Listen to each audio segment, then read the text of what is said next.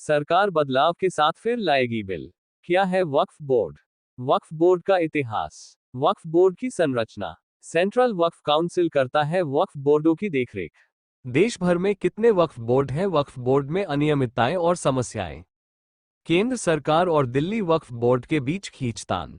वक्फ board के बारे में जानकारी क्या है? वक्फ बोर्ड एक सरकारी संस्था है जो मुस्लिम वक्फ संपत्तियों के प्रबंधन और नियंत्रण के लिए जिम्मेदार है। ये संपत्तियां आमतौर पर धार्मिक या चैरिटेबल उद्देश्यों के लिए दान की जाती है। वक्फ का अर्थ। वक्फ एक अरबी शब्द है जिसका अर्थ है रोकना या स्थगित करना। इसका मतलब है कि कोई संपत्ति किसी धार्मिक या चैरिटेबल उद्देश्य के लिए स्थायी रूप से दान की जाती है। वक्फ बोर्ड का इतिहास। वक्फ बोर्ड की स्थापना 1954 में वक्फ अधिनियम के तहत हुई थी। इस अधिनियम का उद्देश्य वक्फ संपत्तियों के प्रबंधन और संरक्षण को सुनिश्चित करना था। वक्फ बोर्ड की संरचना। वक्फ बोर्ड की संरचना में एक चेयरमैन और कुछ सदस्य शामिल होते हैं।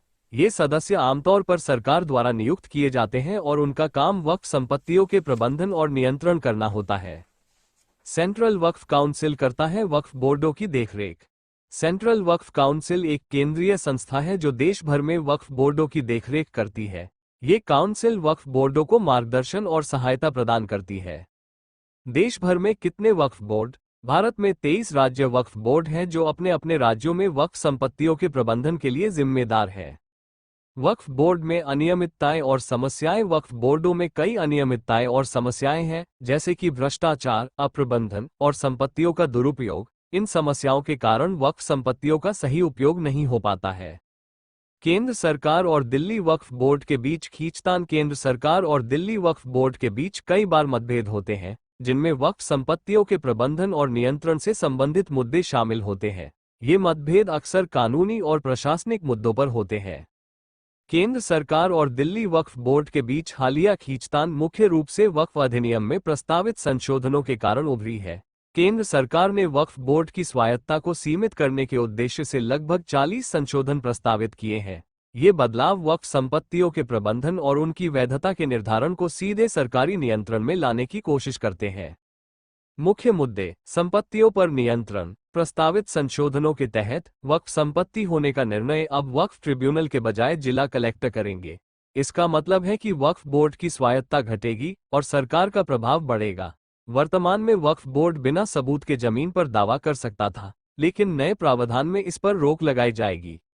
महिला और गैर मुस्लिम प्रतिनिधित्व। नए विधेयक में सेंट्रल वक्फ काउंसिल और राज्य वक्फ बोर्डों में महिलाओं और गैर मुस्लिमों के लिए अनिवार्य प्रतिनिधित्व का प्रावधान है। इससे पारदर्शिता बढ़ाने का दावा किया जा रहा है। ऑडिट और पारदर्शिता। केंद्र सरकार को वक्फ संपत्तियों का ऑडिट करवाने का अधिकार मिलेगा।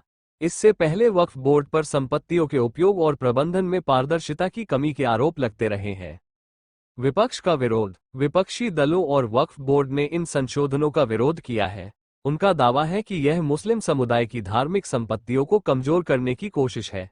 असदुद्दीन ओवैसी और अन्य नेताओं ने इसे वक्फ बोर्ड की स्वायत्तता और स्वतंत्रता पर सीधा हमला बताया है। समर्थन और आलोचना। समर्थन। कुछ धार्मिक और सामाजिक समूहों का कहना है कि ये बदलाव पारदर्शिता लाएंगे और वक्फ बोर्ड के दुरुपयोग को रोकेंगे। आलोचना। आलोचकों का कहना है कि यह मुस्लिम समुदाय की संपत्तियों पर सरकारी नियंत्रण बढ़ाने का प्रयास है, जिससे वक्फ बोर्ड का उद्देश्य कमजोर होगा।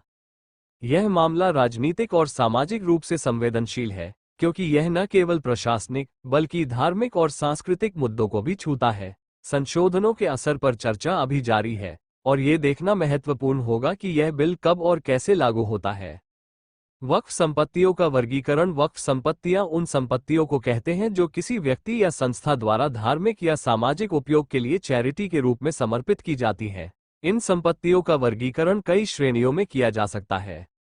आर्थिक वक्फ। ऐसे वक्फ जो आर्थिक लाभ उत्पन्न करते हैं, जैसे किराए की संपत्तियां या वाणिज्यिक संपत्तियां।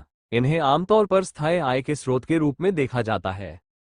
सामाजिक वक्फ। ये वक्फ समाज में शिक्षा, स्वास्थ्य, फलाह और मानवीय सहायता के लिए बने होते हैं। इनका उपयोग स्कूल, अस्पताल और अन्य सामुदायिक सेवाओं के लिए किया जाता है। धार्मिक वक्फ। ये वक्फ धार्मिक संस्थाओं जैसे मस्जिदों, मदरसों या दरगाहों के लिए होते हैं। उनका प्रबंधन धार्मिक उन्नति के लिए किया जाता है। संरक्षित वक्फ। ऐसे वक्फ जिनकी सुरक्षा के लिए विशेष प्रतिबंध या प्रावधान होते हैं, जैसे कि विरासत में मिली संपत्तियां। इस प्रकार वक्फ संपत्तियों का वर्गीकरण उनके उपयोग और उद्देश्य के अनुसार किया जाता है, जो समाज और समुदाय के विकास में महत्वपूर्ण भूमिका निभाते हैं। वक्फ बोर्ड का वित्तीय प्रबंधन। वक्फ बोर्ड का वित्तीय प्रबंधन एक महत्वपूर्ण कार्य है जिसमें वक्फ संपत्तियों का उचित प्रशासन और व्यय सुनिश्चित किया जाता है। वित्तीय प्रबंधन के प्रमुख पहलू इस प्रकार हैं। राजस्व प्रबंधन। वक्फ संपत्तियों से प्राप्त होने वाला राजस्व संकलन एवं औचित्यपूर्ण उपयोग सुनिश्चित करना आवश्यक है। इससे सामाजिक एवं धार्मिक कार्यक्रमों के लिए वित्तीय सहायता मिलती है। लेखा जोखा। वक्फ बोर्ड को अपनी आय व्यय का सही तरीके से लेखा जोखा रखना चाहिए। पारदर्शिता और उत्तरदायित्व इस प्रक्रिया में महत्वपूर्ण है। निवेश योजना। वक्फ संपत्तियों को बेहतर तरीके से निवेश करने के लिए योजना बनानी चाहिए, ताकि आय को दोगुना किया जा सके और समाज सेवाओं का विस्तारीकरण हो सके।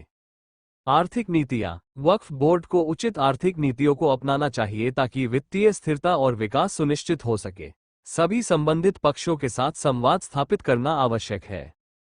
इस प्रकार वक्फ बोर्ड का वित्तीय प्रबंधन न केवल संपत्तियों के समुचित उपयोग के लिए जरूरी है, बल्कि समाज के हित में भी है।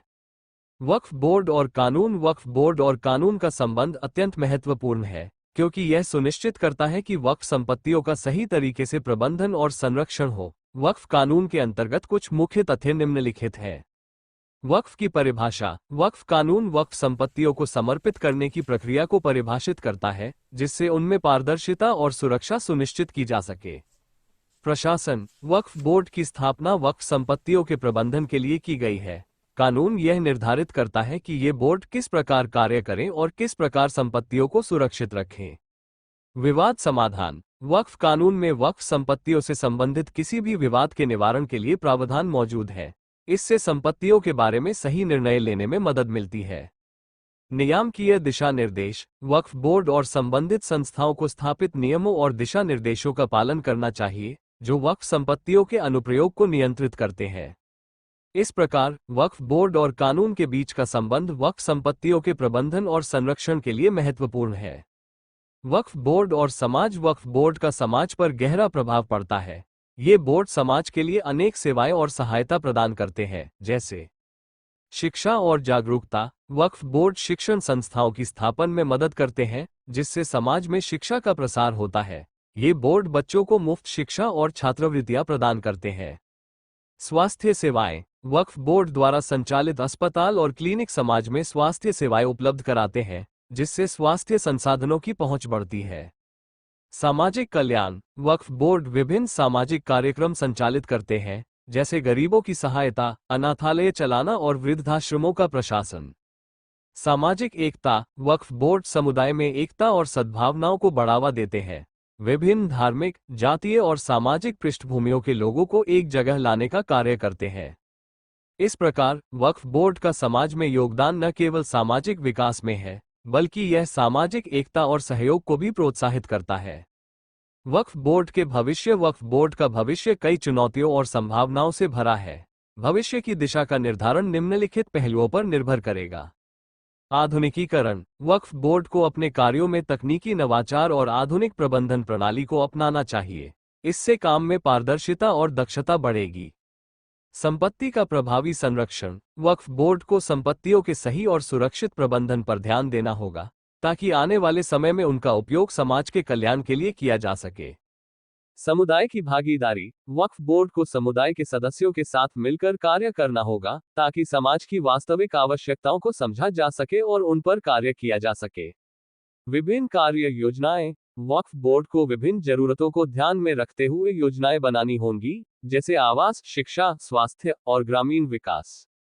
इस प्रकार वक्फ बोर्ड का भविष्य सकारात्मक दिशा में जा सकता है, यदि वे नवाचार, सुरक्षा और समाज के विकास की दिशा में उचित कदम उठाते हैं।